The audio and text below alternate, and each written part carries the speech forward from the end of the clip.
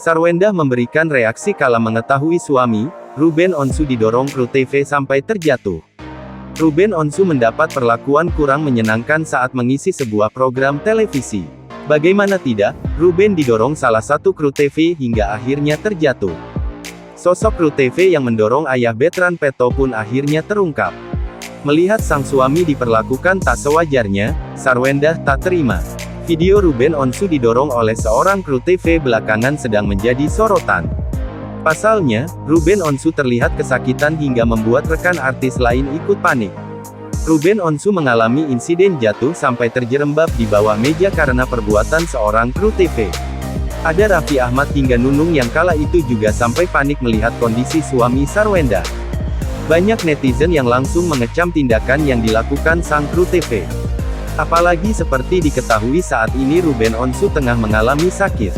Ada keadaan tak biasa dengan kepala Ruben Onsu. Menanggapi video yang viral di media sosial, Sarwendah sebagai istri Ruben Onsu turut mengungkap pendapatnya.